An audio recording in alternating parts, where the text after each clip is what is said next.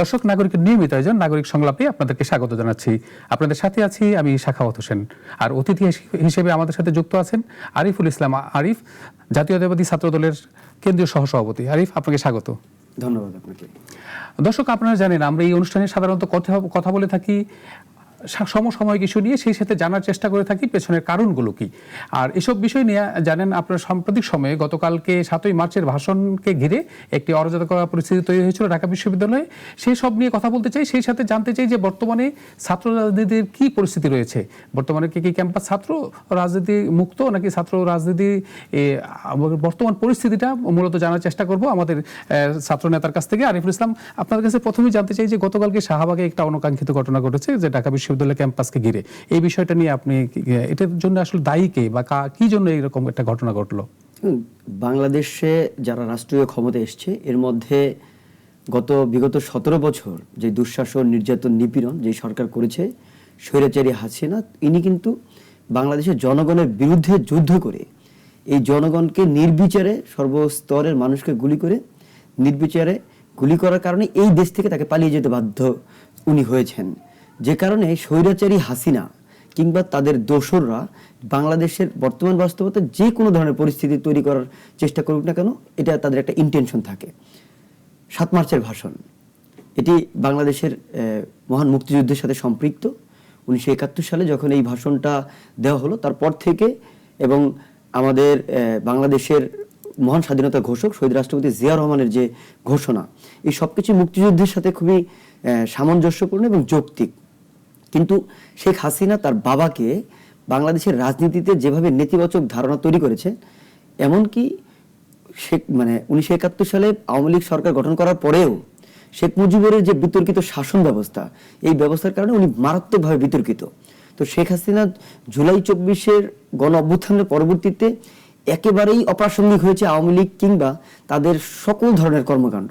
এটিকে যখনই কেউ সামনে আনার চেষ্টা করেন, তখনই বাংলাদেশের মানুষের ধারণা হয় যে তারা একটা নেতিবাচক পরিস্থিতি বাংলাদেশকে নিয়ে ফিরছেন না, বাংলাদেশকে নিয়ে একটা ষড়যন্ত্রমূলক পরিস্থিতি তৈরি করার চেষ্টা করছেন, বাংলাদেশকে একটা অস্থিতিশীল পরিস্থিতির মধ্যে নিয়ে যাওয়ার চেষ্টা করছেন।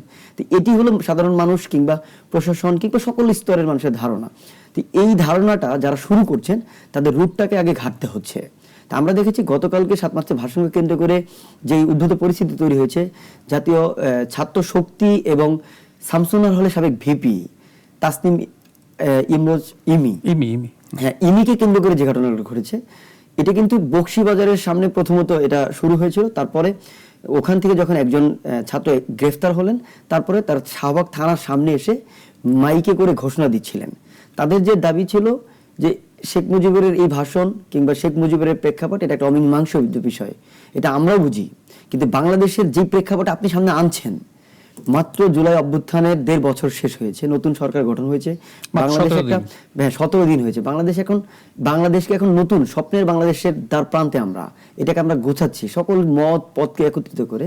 কিন্তু এখানে এই মুহূর্তে ইন্টেনশনালি এটা যখন করা হচ্ছে, তখন কিন্তু আইন শৃঙ্খলা বাহিনী তারা খুব টেনশন ভোগ করছেন যে এখানে আসলে ইন্টেনশনটা কার। এই জায়গার কারণে তাদেরকে হেফাজতে নিয়েছেন, তাদেরকে জিজ্ঞাসাবাদ করছেন যে এটাকে নিয়ে তারা অন্য কোনো ধরনের নেতিবাচক রাজনীতি করছেন কিনা, এটা জানার জন্যই কিন্তু মূলত এটাকে নিয়ে যারা মোভ সৃষ্টি করার চেষ্টা করলো, ধরেন এই সরকার আসছে, এই সরকার একটা সঠিক পথে হাঁটছে, সবাই জানে যে ওনারা হলো গিয়ে সবকিছু একটা সুন্দর পথে হাঁটার চেষ্টা করছেন। সেই সময় হঠাৎ করে এরকম যেটা মব কালচারটা অনেক আমরা পছন্দ করি না, দেশের মানুষ এখন পছন্দ করে না, সেই জায়গাটা থেকে আবার কি মব কালচারের সৃষ্টি হওয়ার সুযোগ দেখলেন গতকালকের ঘটনায়? বিএনপি, আমরা যারা ছাত্রদল করি, জাতীয়তাবাদী আদর্শের কেউই আমরা মব কালচারে বিশ্বাসী না। আমরা চাই না ক্যাম্পাস কেন্দ্রিক কিংবা বাংলাদেশের কোনো জায়গায় এই ধরনের মব জাস্টিস হোক।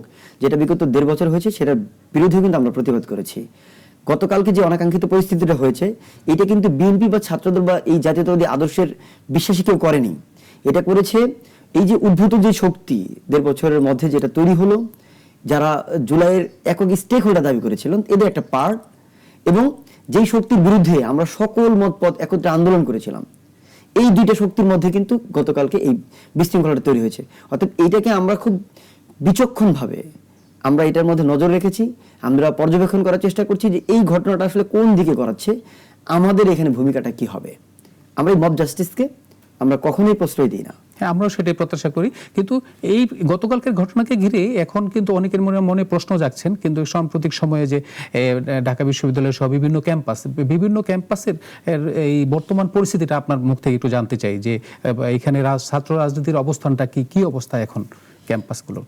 ক্যাম্পাসগুলোতে প্রথমত এখনো কিন্তু আমরা দল ক্ষমতায় আসার পরেও জনগণের প্রত্যক্ষ ভোটে নির্বাচিত বিএনপি সারা বাংলাদেশের সকল শিক্ষা প্রতিষ্ঠানে এই 1.5 বছর যাবত যারা এই ক্যাম্পাসগুলো নিজেদের গ্রিপে রেখেছে, এক ধরনের দখলে রেখেছে, আমাদের কোনো ক্যাম্পাসে এমন কোনো অনাকাঙ্ক্ষিত ঘটনা ঘটেনি যে আমরা কাউকে, আমাদের ছাত্র দলের কোনো নেতাকর্মীকে হলে জোর করে উঠিয়েছি, তাদেরকে এখান থেকে নামিয়েছি, এই ধরনের কোনো বিশৃঙ্খলা তৈরি হয়নি। কিন্তু তা আমরা চাই তারেক রহমানের সুস্পষ্ট নির্দেশনা হলো শিক্ষা প্রতিষ্ঠান, শিক্ষার্থী, শিক্ষক সমাজ এবং শিক্ষাঙ্গন যাতে খুব স্মুথলি এদের শিক্ষা ব্যবস্থাটা যাতে ঠিক থাকে, শিক্ষার পরিবেশ যাতে ভালো থাকে। ছাত্রলীগ যেটা করেছিল, শিক্ষার পরিবেশটাকে নষ্ট করেছিল, অস্ত্রের ঝঞ্ঝানি করেছিল, সেখানে ক্ষমতার অপব্যবহার করেছে, খাবারের মান নিম্ন করেছে, আমরা কিন্তু এটা চাই না। যে কারণে আমাদের স্পষ্ট বার্তা হলো যে কোনো পরিস্থিতি যেটাই তৈরি হোক না কেন, আমাদের সকল নেতাকর্মী যাতে সেই পরিস্থিতিটা আগে নিজেরা অনুধাবন করে, নিজেরা পরিস্থিতিটা বিবেচনা করে, দেখে যে আমাদের দলের স্ট্যান্ড পয়েন্ট কি। আমাদের দলের স্ট্যান্ড পয়েন্ট হলো আমরা এখন সরকারে আছি, আমরা এখন দেশকে গুছাবো, শিক্ষার্থীদেরকে পাশে নিয়ে কিন্তু গুছাবো। তারুণ্যের বার্তা হলো আমাদের কাছে। আমরা সেই জন্য চাই যে কোনো ধরনের ফাঁদে যাতে আমরা পাড়া না দিই, আপনারা বিবেচনা করেন পরিস্থিতি। কিন্তু আপনি যখন বলছেন যে কোনো ফাঁদে পা দিবেন না, কিন্তু বর্তমান পরিস্থিতি কিন্তু অনেক সাধারণ ছাত্ররাই বলছেন যে বিশেষ করে নারী শিক্ষার্থীদের মুখ থেকে শোনা যায় যে হলগুলোর কথা, যে ঢাকা বিশ্ববিদ্যালয়, চট্টগ্রাম বিশ্ববিদ্যালয়, রাজশাহী বিশ্ববিদ্যালয়, জাহাঙ্গীরনগর বিশ্ববিদ্যালয়, এখানে বলা হচ্ছে যে শিবির নিয়ন্ত্রিত এখন হলগুলোর অবস্থা। এই সম্পর্কে এইটা নিয়ে আপনাদের কোনো নেতাকর্মীদের কোনো মনের বক্তব্য নেই বা তাদের মুখ থেকে কি ওনারা কি বলছেন? আমরা জানি আসলে পরিস্থিতিটা কি। ক্যাম্পাসে এই দীর্ঘ 1.5 বছর কিন্তু আগে ছাত্রলীগের হাতে ছিল, এখন শিবিরের হাতে চলে গিয়েছে।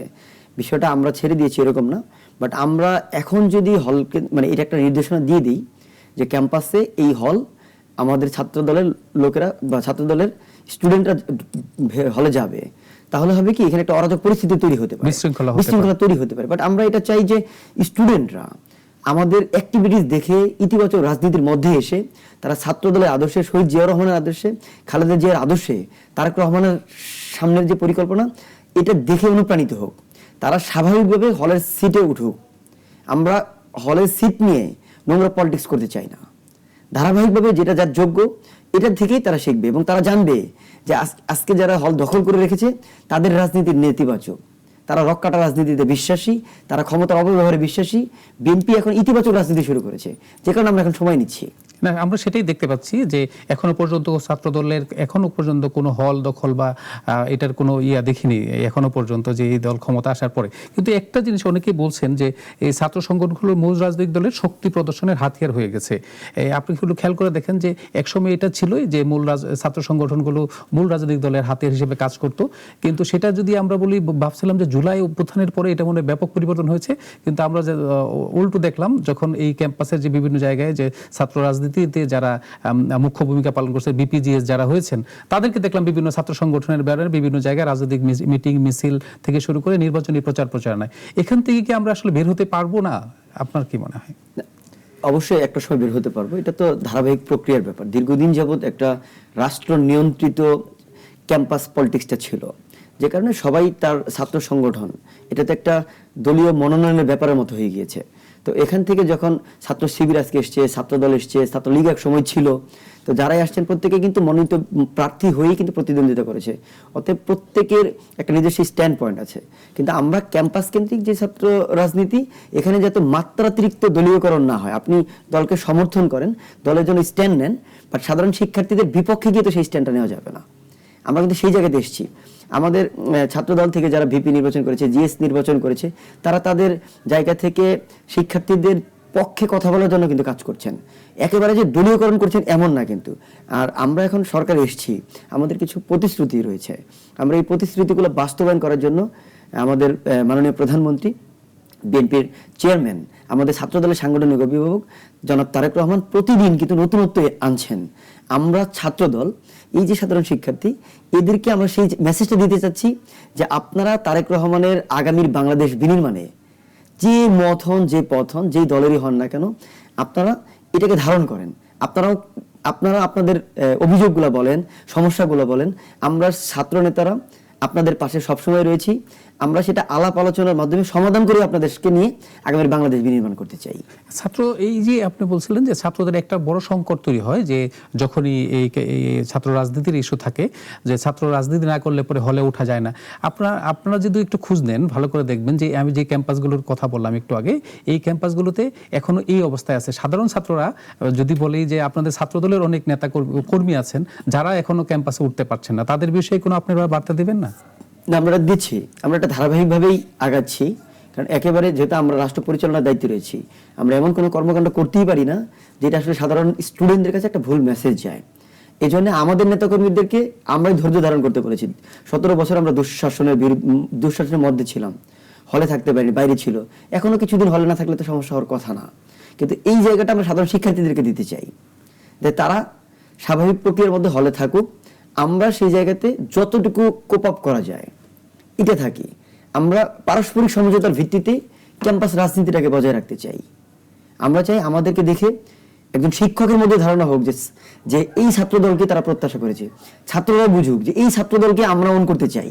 তার দল সাপোর্ট করা দরকার নাই, ছাত্রদল করার দরকার নাই, কিন্তু সে বুঝুক যে যারা ছাত্রদল করেন তারা ইতিবাচক রাজনীতির মেসেজ নিয়ে এসছেন। মন থেকে একটা ভালোবাসা তৈরি হোক। আপনি দেখেন আজকে বাংলাদেশে তারেক রহমানকে যারা সাপোর্টও করেন না, কিন্তু তার কর্মকাণ্ড কিন্তু প্রশংসা করেন। হয়তো প্রকাশ করতে পারছেন না বা প্রকাশ করেন না, কিন্তু মন থেকে কিন্তু তার জন্য একটা সাধারণ মানুষের এটা কিন্তু দেখাই যাচ্ছে যে তার কর্মকাণ্ড থেকে, বিশেষ করে চলাফেরা থেকে শুরু করে সমস্ত কর্মকাণ্ড।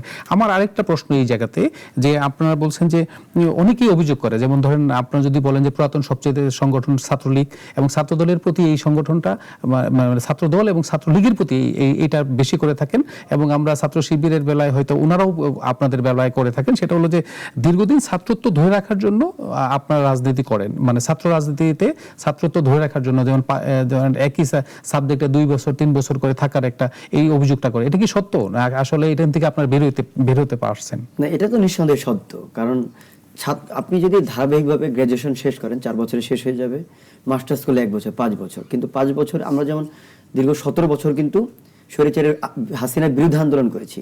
আমাদের কারো ছাত্রত্ব রেগুলার পড়াশোনা শেষ করে কিন্তু থাকার কথা না, শেষ না। কিন্তু আমি এখনো রানিং স্টুডেন্ট। আমি এই সদ্য ভর্তি হয়েছি, প্রেসিডেন্সি ইউনিভার্সিটিতে ভর্তি হয়েছি, ইভিনিং MBA করছি। তা আমি কিন্তু আমার ছাত্রত্ব রাখার জন্য, যেহেতু আমি ছাত্র রাজনীতি করি, যখন আমার ছাত্রদল শেষ হয়েছে, এরপর আমি ছাত্রদলের রাজনীতিতে কোনো একটা পদে আছি, মানুষ যেটা আমাকে বিভ্রান্ত না করে কিংবা আমার কারণে দল বিভ্রান্তিতে না পড়ে, সমালোচনার মধ্যে না পড়ে, এই জন্য আমি আমার ছাত্রত্ব রেখেছি। এখন ছাত্রত্ব রাখাটা এটা বয়সের ক্রাইটেরিয়া দিয়ে আপনি বেঁধে দিতে পারবেন না। যেমন একটা সময় ছাত্রদলে কিন্তু নাই, তো আমি ছাত্রত্ব রাখবো, আমি তো আরো 20 বছর পরেও ছাত্রত্ব রাখতে পারি, অন্য কোনো জায়গায় PhD করতে পারি, এটার তো বাধা নাই। ছাত্রত্ব রাখার জন্য যদি রাষ্ট্র কাঠামোতে বাধা না থাকে, ছাত্রদলের রাজনীতিতে ছাত্রত্ব রাখতে গেলে এটা নিয়ে আমার মনে হয় কোনো কোশ্চেন হওয়ারই কথা না। আমরা সত্যিকার অর্থে এটা হওয়ার কথা না। সারা বিশ্বে একই অবস্থা, যখন যে ইচ্ছা ছাত্র হতে পারে। আমার আরেকটা প্রশ্ন, আপনার এই যে আপনাদের দল ক্ষমতা আসছে কিংবা আসছে না, নানা সংকটের একটা জিনিস আপনারা যদি খেয়াল করে দেখেন যে আমি শুধু এই যে বিশ্ববিদ্যালয় ক্যাম্পাস না, আমি একটু সারা দেশে যেতে চাই, বিভিন্ন জায়গায় ছাত্র দল কিংবা অন্য যুব দল হতে পারে, এই বিশেষ করে ছাত্র দলের পরিচয়ে নানা জায়গায় চাঁদাবাজির খবর আসছে 2-1 জায়গায়। আমি বলছি না যে ম্যাসাকার ভাবে 2-1 জায়গায় আসছে। এই বিষয়টা মানে যে অনেকেই বলে যে এটা কি বন্ধ করার জন্য আপনারা কি, মানে কেন্দ্রীয় নেতৃবৃন্দ কি পদক্ষেপ নিচ্ছেন? বাংলাদেশের যতগুলো থানা আছে, থানার কাজ কিন্তু স্থানীয় যেই থানার এরিয়া, এই এরিয়াতে যে কোনো ধরনের ঘটনা ঘটলেই এটা বিরুদ্ধে কিন্তু থানাতে একটা আইনি প্রক্রিয়ার মাধ্যমে অভিযোগ নিয়ে এটা সমাধান করেন। তা আপনি বলতে পারবেন না সামনে কি হবে। যতগুলো অভিযোগ এসছে এর বিরুদ্ধে সাংগঠনিকভাবে ছাত্রদল, যুবদল, BNP এটা কিন্তু পদক্ষেপ নিয়েছে। আমরা অভিযোগ পাওয়ার সাথে সাথে সেটাকে আমলে নিয়ে সেটার সমাধান করার চেষ্টা করছি। অভিযুক্ত হলে তাকে বহিষ্কার করছি এবং কারণ দর্শানোর নোটিশ দিচ্ছি, যাতে তার কারণে, ব্যক্তির কারণে যাতে দলের ভাবমূর্তি ক্ষুণ্ণ না হয়। কারণ ব্যক্তির চেয়ে দল বড়, দলের চেয়ে দেশ। আরেকটা বিষয়, অনেকেই এই যে বিশ্ববিদ্যালয়গুলোর কথা যখন আমরা বলি তখন অনেকেই, যেটা আপনারা যদি খেয়াল করে দেখেন, জুলাই আন্দোলন বলছিল যে বিশ্ববিদ্যালয়গুলো রাজনীতি মুক্ত হওয়া উচিত, ছাত্ররা ছাত্র রাজনীতি করবে, কোনো দলের অজ্ঞাবহ হয়ে না। এই বিষয়টা মানে আসলে কি মনে করেন যে গণতন্ত্রের জন্য ছাত্র রাজনীতি অপরিহার্য নাকি না? আসলে কি মনে করেন আপনি? গণতন্ত্রের জন্য ছাত্র রাজনীতি অপরিহার্য। আপনি যদি যত জুলাই অভ্যুত্থানটা দেখেন, 1952 ভাষা আন্দোলন দেখেন, 71 মহান মুক্তিযুদ্ধ দেখেন, কিংবা 90 স্বৈরাচার বিরোধী আন্দোলন দেখেন, প্রত্যেকটা আন্দোলনই কিন্তু ক্যাম্পাস থেকে স্টুডেন্টদের মধ্যে, তরুণদের মধ্য থেকে এসছে। নেতৃত্ব দিয়েছে সিনিয়ররা, জাতীয় নেতৃবৃন্দ নেতৃত্ব দিয়েছেন। তো স্টুডেন্ট পলিটিক্স যদি না থাকে তাহলে সচেতনতা বৃদ্ধি পাবে না, আন্দোলন দানা বাঁধবে না। আপনি দেখবেন যে প্রত্যেকেই যারা সুশীল সমাজের মতো ক্যাম্পাসে যারা কোনো দল করেন না, তারা কিন্তু ক্যাম্পাসে যাচ্ছেন, পড়াশোনা করছেন, ক্লাস করছেন, আবার বাসায় চলে যাচ্ছেন। নিরাপদ ক্যাম্পাস সবারই প্রত্যাশা, এটা সাধারণ শিক্ষার্থী সহ স্টুডেন্ট পলিটিক্স যারা করে তাদেরও কিন্তু প্রত্যাশা। কিন্তু যখনই শিক্ষার্থী বান্ধব কোনো ইস্যু চলে আসে, কারা দাঁড়াচ্ছে? আগে কিন্তু দাঁড়াচ্ছে ওই ভাইটা বা ওই ছাত্রটা যে ছাত্র রাজনীতির সাথে সম্পৃক্ত কিংবা ছাত্র রাজনীতি সম্পর্কে সচেতন।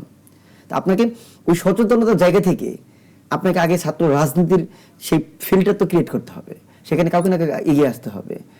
আর এই ক্যাম্পাস কিন্তু যদি ছাত্র রাজনীতি না থাকে তাহলে সবাই কি হচ্ছে হোক, এখানে কারো কোনো মাথা ব্যথা থাকবে না। একজন ভুক্তভোগী হবে, সারাদিন সে সাফার করবে, এটা নিয়ে তার মনের মধ্যে গেঁথে থাকবে, দুঃসহ স্মৃতি নিয়ে সে বেঁচে থাকবে, কিন্তু তার পাশে কেউ দাঁড়ানোর মতো থাকবে না। কারণ প্রত্যেকেই নিজ চিন্তা করে সে নিজেকে অ্যাভয়েড করবে। ওই ভাইটাই কিন্তু পাশে দাঁড়ায় যে ছাত্রের রাজনীতি করেন কিংবা রাজনীতি সম্পর্কে সচেতন। আপনাকে আমি বুঝতে পারছি যে তারপরে হলো কি রাজনীতিমুক্ত শিক্ষাঙ্গন হওয়া উচিত না, রাজনীতি থাকা উচিত শিক্ষাঙ্গনে, কিন্তু মাত্রাতিরিক্ত দলীয়করণ করা উচিত না। এখানে স্বতন্ত্রভাবে যেই সংগঠন করবে, ছাত্র রাজনীতি করলে ছাত্রদের ইস্যু নিয়ে তার থাকা উচিত, সে যুব সংগঠন করলে যুবকদের ইস্যু নিয়ে থাকা উচিত। এইভাবে সেক্টর ভিত্তিক মানে আপনার কথা আমি বুঝতে পারছি। আমি আরেকটা জিনিস জানতে চাই যে ধরেন আপনি তো দীর্ঘদিন ধরে ছাত্র রাজনীতির সাথে যুক্ত, নতুন যারা ছাত্র রাজনীতিতে আসতে চায় তাদের জন্য কি বার্তা দিতে চান আপনি? তাদের যে কি মানে তাদেরকে কি রাজনীতি করতে বলেন নাকি রাজনীতি যে তোমরা লেখা, অনেকেই বলে না যে রাজনীতি যে না শুধু লেখাপড়া করো, তাদের উদ্দেশ্যে যারা রাজনীতি করতে চায় কেন করা উচিত এবং তাদের জন্য আপনি কি বার্তা দিতে চান নতুন প্রজন্মের জন্য? রাজনীতি সচেতন হওয়া উচিত প্রত্যেকের। রাজনীতি কেউ করুক বা না করুক, অন্তত রাজনীতি সম্পর্কে সচেতন হতে হবে। না হলে একজন অযোগ্য ব্যক্তির দ্বারা সে শাসিত হতে পারে। এটা সবচেয়ে খুব খারাপ অবস্থা হবে যে আপনার চেয়েও আপনি যোগ্য কিন্তু আপনার চেয়েও অযোগ্য একজন ব্যক্তি আপনাকে শাসন করছে কিংবা সমাজ শাসন করছে কিংবা রাষ্ট্র শাসন করছে। সেই ক্ষেত্রে যখন আপনি রাজনীতি সচেতন হবেন, আপনি সকল পরিস্থিতি বুঝবেন, আপনার বিবেক বিবেচনা থেকে আপনি সিদ্ধান্ত গ্রহণ করতে পারবেন what is right or wrong.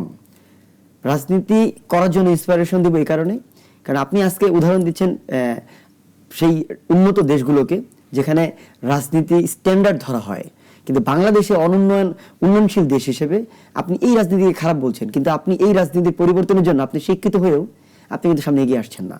অতএব এই রাজনীতিকে সুষ্ঠু ধারা রাজনীতি ফেরত আনতে চাইলে কিংবা সচেতনমূলক রাজনীতি তৈরি করতে চাইলে অবশ্যই আপনাকে রাজনীতিতে আসতে হবে, আপনাকে পরিবর্তনের সেই যাত্রাটা শুরু করতে হবে।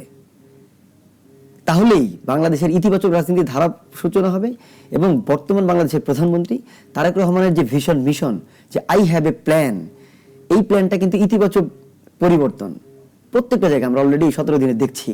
এই পরিবর্তনের আপনি একজন অংশীদার হিসেবে তারেক রহমানের পাশে কিংবা বাংলাদেশকে বিনির্মাণের আপনি একজন সদস্য হিসেবে যদি অংশগ্রহণ করতে চান কিংবা পাশে দাঁড়াতে চান, আমি বলবো আপনিও এই ছাত্র রাজনীতি শুরু করতে পারেন। ধন্যবাদ আরিফুল ইসলাম আরিফ আমাদেরকে এই সময় দেওয়ার জন্য। ধন্যবাদ আপনাকে। দর্শক, কথা বলছিলাম যে ছাত্র রাজনীতির বর্তমান প্রেক্ষাপট এবং বর্তমান পরিবেশ নিয়ে। আমরাও চাই সুস্থ ধারার রাজনীতি আগামীতে ফিরে আসুক এবং সুস্থ ধারার রাজনীতি দেশের উন্নয়ন অগ্রযাত্রায় এগিয়ে নিয়ে যাক। সেই প্রত্যাশা রেখে আগামী পর্বে দেখা হবে নতুন কোনো বিষয় নিয়ে, নতুন কোনো অতিথির সাথে। সেই পর্যন্তই ভালো থাকবেন, ভালো রাখবেন।